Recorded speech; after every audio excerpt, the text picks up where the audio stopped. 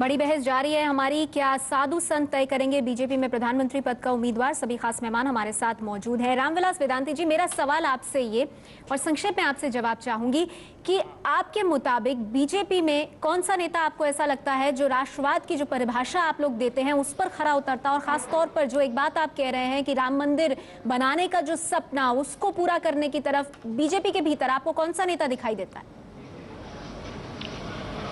मुझे विश्वास है बीजेपी जिस नेता को तय करेगी प्रधानमंत्री के लिए वही हमारा नेता होगा।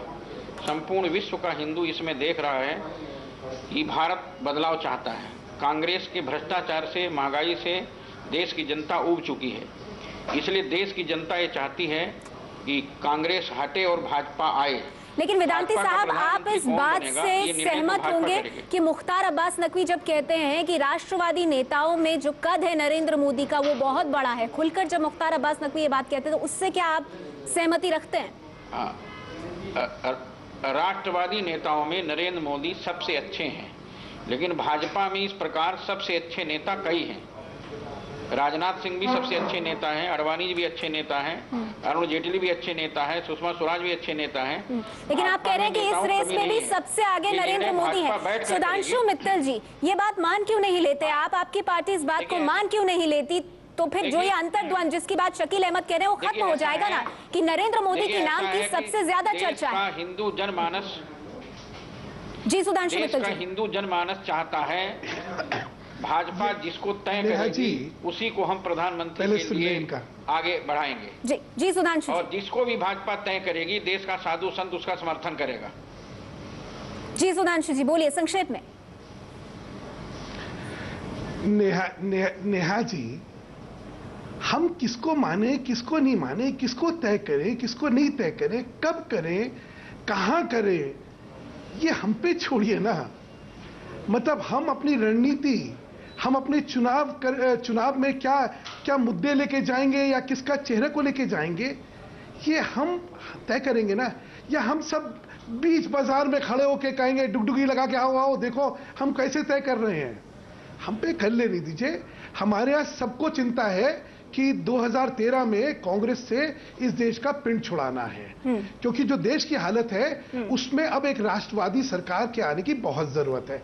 और मैं आपको आश्वासन देना चाहता हूं कि सही मौके पे सही फैसले हो जाएंगे, उसकी चिंता ना करिए। और जैसे मैं फिर कह रहा हूं, ये प्रश्न कांग्रेस से भी उतना पूछ लीजिए ना, उनसे तो आप पूछते ही नहीं है। हमारे से नहीं, उस बात का तो उन्होंने जवाब दे दिया। चलिए, लेकिन सुधांशु जी वक्त मेरे पास कम है। शकील अहमद साहब, बार बार सुधांशु जी ये कह रहे हैं कि बार बार सवाल क्यों पूछा जा रहा है नरेंद्र मोदी को लेकर, लेकिन जिस तरह से लगातार बीजेपी के भीतर ही बड़े बड़े नेता अलग अलग सुरों में नरेंद्र मोदी के बारे में बात करते हैं, तो क्या ये सवाल उठता नहीं है? शकील अहमद साहब संक्षेप में। नहीं, बिल्कुल नहीं उठता है, इसलिए कि आप लोग चोंगा लगा देते हैं लोगों के मुंह में। सुषमा स्वराज जी गई गुजरात तो उनको चोंगा लगा दिया कि नरेंद्र मोदी जी प्रधानमंत्री के लायक हैं कि नहीं लायक है। अब कोई पार्टी का नेता गया है प्रचार करने पार्टी का, वो कैसे कह देगा कि वो अक्षम है नालायक है? सक्षम, लायक माने सक्षम है, नालायक माने अक्षम, कैसे कह देगा अपनी पार्टी के किसी नेता के बारे में, चाहे उससे दुश्मनी ही क्यों नहीं हो? कोई उन्होंने प्रेस स्टेटमेंट दिया, कोई प्रेस रिलीज दिया, कोई प्रेस कॉन्फ्रेंस करके ये बात कही। आपके टीवी के स्टिंगर लोग चोंगा मुंह में लगाते, बोलिए, और हर आदमी उतना आर्टिकुलेट होता नहीं है।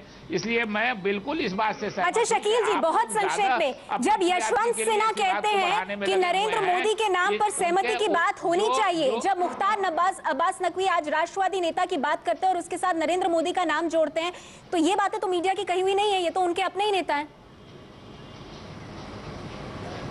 शकील अहमद, लेकिन उन्होंने उसी समय कहा, मैंने सुना उनकी बात, बोले ऐसे कई नेता है हमारे यहाँ, आप लोग नरेंद्र मोदी पर ही जोर दे रहे हैं इसलिए कि उनके वजह से मुझको लगता है कि आप लोगों को जरा टीआरपी कुछ बड़ी होती है, या फिर और दूसरा कोई जो पर्दे के पीछे कोई और मामला है, तो ये आप लोग बता सकते हैं। लेकिन उनके ही नेता कई लोगों का नाम ले रहे हैं।